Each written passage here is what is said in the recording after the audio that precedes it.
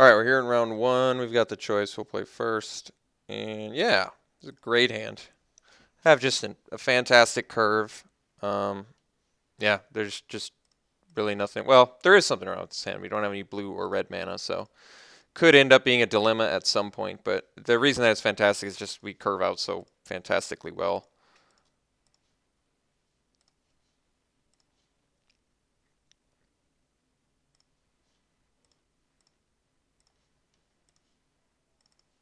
Could have played the Cleric, but I don't mind manifesting. All right. Cunning Strike's not something I really wanted to draw there anyway, so I don't mind manifesting that at all.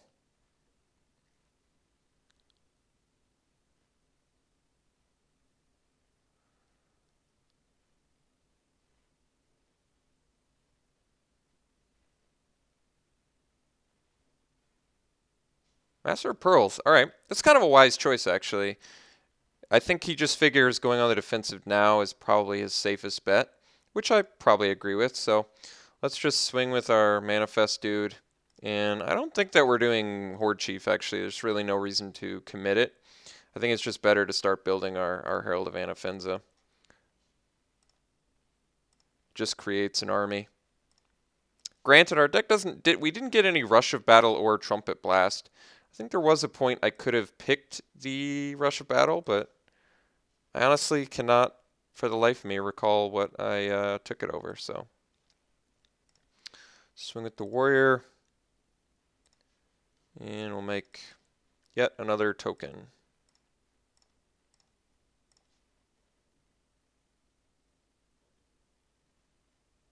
Concession. Well, I would say that was an early concession, but perhaps my opponent just was not feeling that he had a good out for Herald of Anafenza, which is kind of telling. Or it could have been just a frustrated concession. You never know. Master Pearls would have been a deck that would have been awesome alongside Herald of Anafenza. Wow, that would have been really good. Well, not much information was given. We saw a rare and 3 planes, so I don't think we're ready to sideboard actual cards just yet. Well, this is an interesting one. We don't have any of our early plays, and the earliest play we have is a 4-drop, and we have 2 double blue spells with no blue mana. This hand's kind of uncomfortable. We're going to hit our mana, and we're eventually going to cast the Sky Captain, but I guess this hand is probably worth keeping. Opponent mulliganed, which is information we got before we had to mulligan, which honestly shouldn't decide too much, shouldn't really help you decide whether you're going to mulligan or not. And I think this is still a keep just because there are a lot of draws that we can get that are actually good. Like any of our 1 through 3 plays are good draws here. And, well, I guess Feat of Resistance wouldn't be the best one, but... Alright, well, worked out pretty good, I would say. So, get to Manifest, and... Oh, well. There's a surprise. Kind of hope it doesn't get killed in the meantime, but I'm quite a ways away from flipping him up, so guess it doesn't matter too much. Alright. Do I offer the trade? Well, you know, I think I do, actually. I have a feeling Dragonbell Monk's better than this, and like I said, it's going to be a while. I feel like if I don't... Here's the thing. If I don't attack, it really does, I feel like, give my opponent information that... it gives my opponent information that I kind of want to keep this Manifest around, so I don't want my opponent to know that.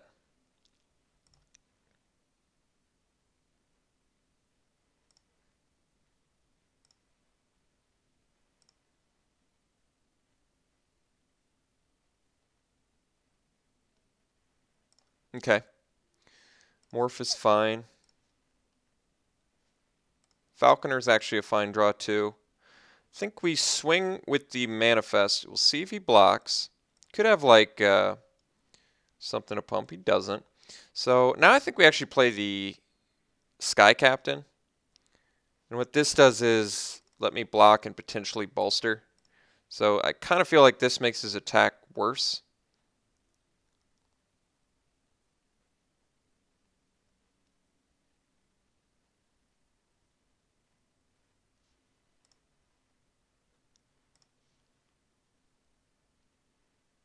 That's interesting. So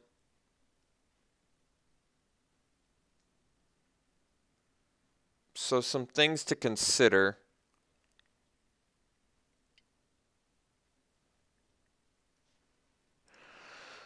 He has 5 mana, so I think the wisest block is the Monk. This way, if he has like Ride Down or something, or a removal, I still get my Morph pumped. Or he could remove my Morph and then kill my Sky Captain. I guess that actually works too. So if he has like Bring Low or something, he can potentially have a pretty good blowout turn here.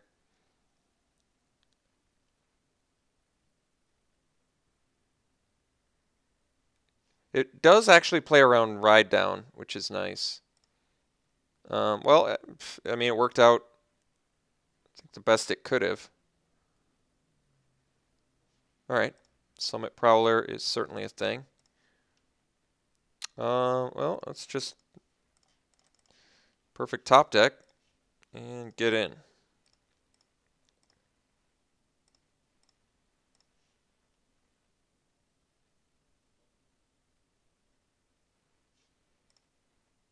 Still don't know what his morph is.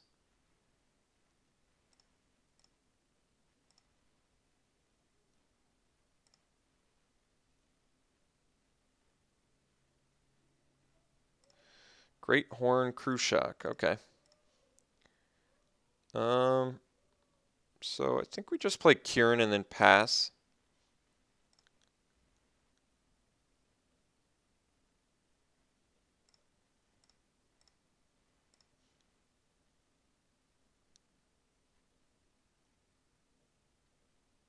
Hasn't flipped up his morph yet, which is interesting. There are many things it can be. Most likely candidate is, of course, Ponyback Brigade. Could also be a Ruthless Ripper, could be a Krumar Bondkin, War Behemoth, Canyon Lurkers. My 4/4, I feel like, is adequately safe blocking most Mardu flips, since it survives War Behemoth, trades with Lurkers. All right, well, he's not really giving us the luxury of a decision here.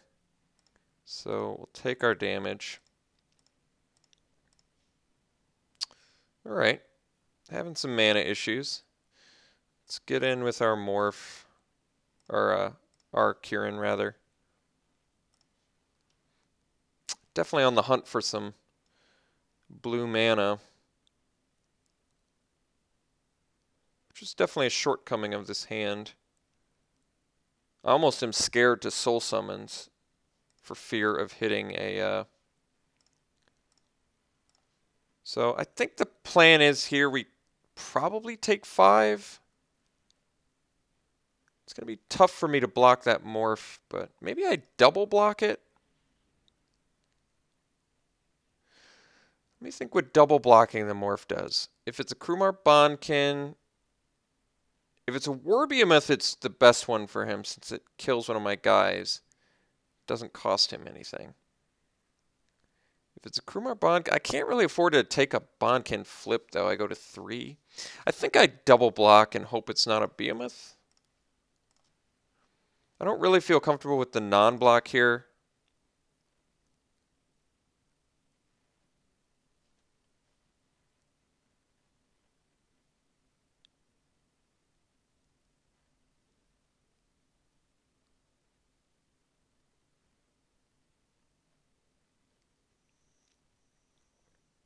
At the very least, it's going to cost him some mana to flip it.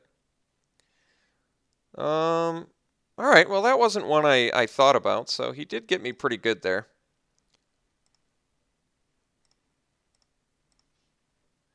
So I guess we go Soul Summons. Please don't hit an island. All right, well, it didn't hit an island, so we'll Outlast.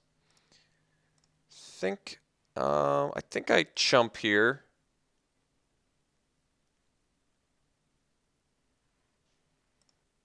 Can't really afford to take 6, I don't think.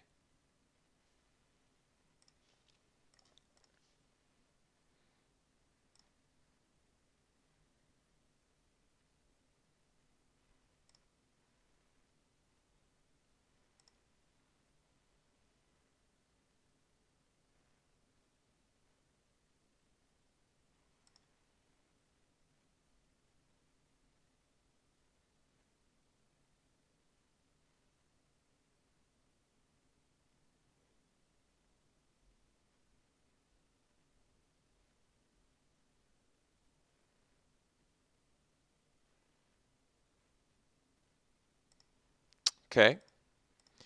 So, alright. Herald. And if he attacks with everything, we'll have to chump, but does keep us alive.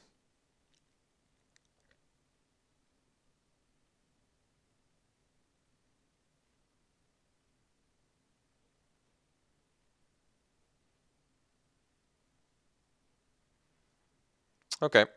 Well, we had some unfortunate mana issues this game, so really nothing I can do about that.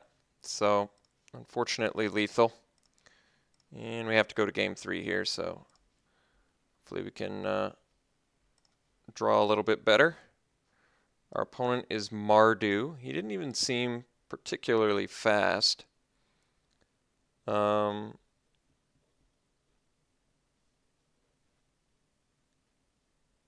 This counters Reach of Shadows, but I don't really think I've got enough 4-power guys to reliably get Ferocious. I think we keep it the same. I think we try again. We'll play first. And no white mana, which could be an issue. We have 9 sources of white. We're on the play. We'll have our red and our blue. All white cards in hand, though. Let me think. What are the chances that I draw white mana over the next few turns? 9 out of 33, so that's 9, 18, 27. It's less than 33% chance. I still think that has to be good enough.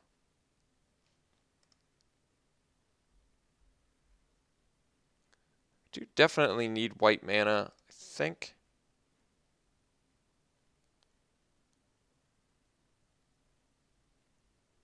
How amazing is this hand if I get a white mana? You know, honestly, it still requires more. If I don't get a white mana, could be an issue. This is tough. I don't think this is a snap maul because we have 9 sources of white. Because I have 9 sources of white, I'm actually kind of tempted to keep it. Because 9 sources is actually a really good number to try and draw into. I'm going to try it. It's a risky keep. I'm definitely hoping to just slam a white mana off the top and be good with it, but it is certainly a hand reliant on drawing land. Absolutely. Opponent mulls to 6 and snap keeps.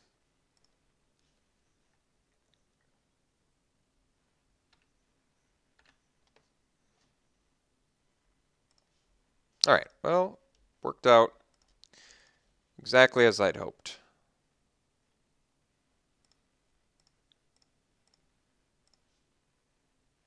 Still need to draw more lands, but if we do draw more lands, this hand only gets better. All right, well, that was a fantastic draw.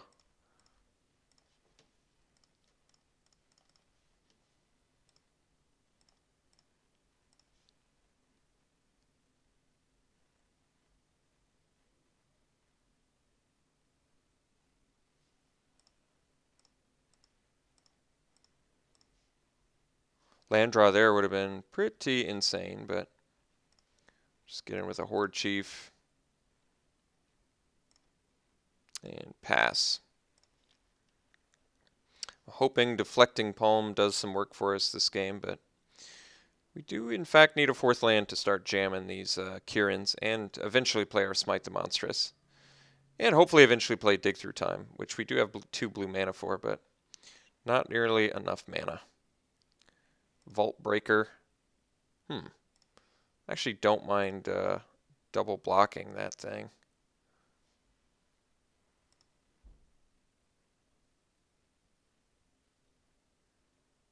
I think I'm okay double blocking it. It's not even really a 2-for-1.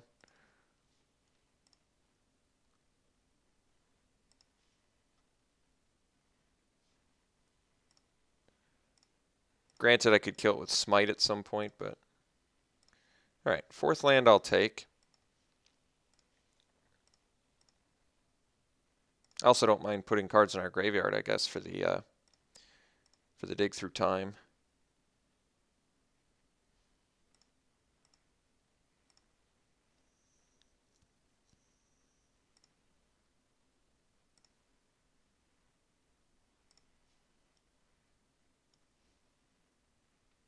Alright, he's got his own Horde Chief, which means we're going to stay back on defense. He's also missing his land drops, which is certainly worthy of noting. Alright, so we'll drop our Kirin and pass.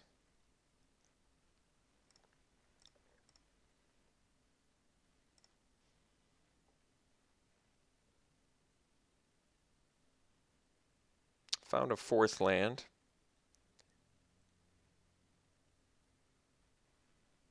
Outpost Siege. Alright, looks like he's probably going to get an extra card each turn, but he could name dragons.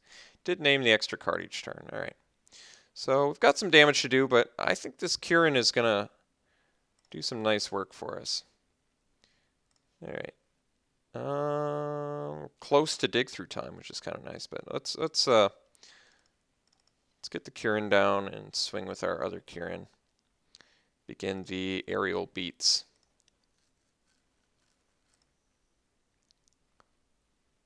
Does have to reveal though, right? No, it's just exile. Well, exile, so exile means reveal. Warflare. Alright, well, that's a pretty good one. He can only play it this turn though? Alright. So he's likely going to play a Warflare this turn. How much do I take? It's going to be 3, 7, 11. I can afford it. It's kind of nice, actually. I'm pretty lucky to be able to afford to take 11 at the moment. I may even deflecting palm now. It feels like a pretty reasonable opportunity to do it.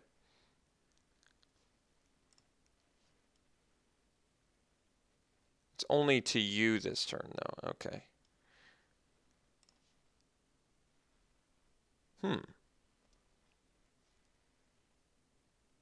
That's curious. So he's leaving up what I can only assume is kill shot, but I think I'm okay with that. So could be Sandblast as well, but I think we're just going to let him kill shot one of our Kirins for now. Like, the problem with trying to play around... Oh, it's just Sage Eye Harrier. Okay. That's not that big of a deal either. What was I saying? Oh, the problem with trying to play around kill shot in this spot is he has the Outpost Siege, which is not going to make it that easy to play around. But he did lose his Warflare, so this time he has Mountain. So there's his 5th land.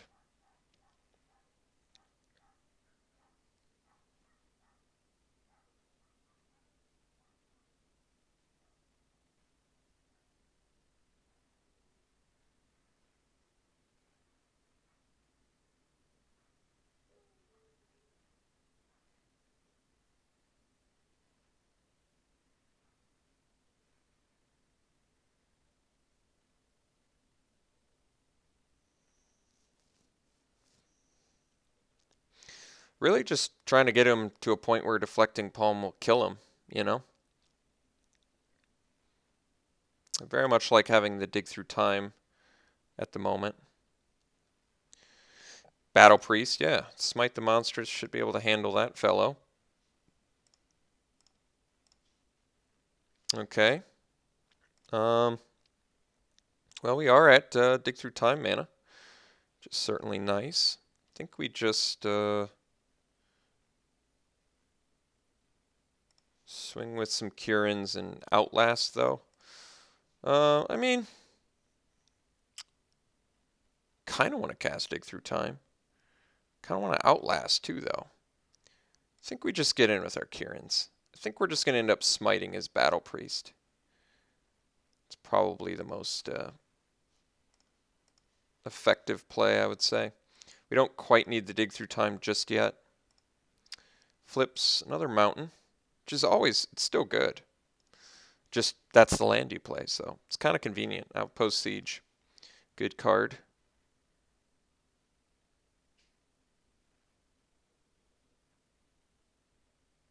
So he likely outlasts, and then I think we just smite right away. Oh, he's casting Wardscale Dragon instead. Okay, well, I think we're just going to smite that instead.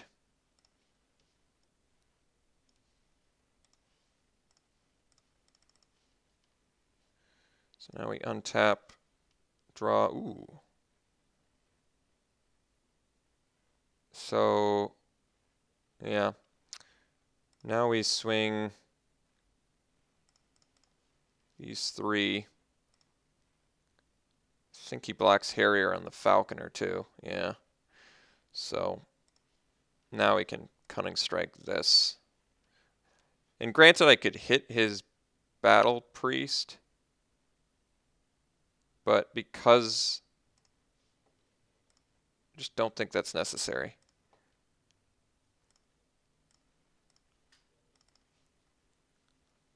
So yeah, he's got some pretty big work to do here. He's got to put counters on that Battle Priest. He's got to gain a lot of life this turn.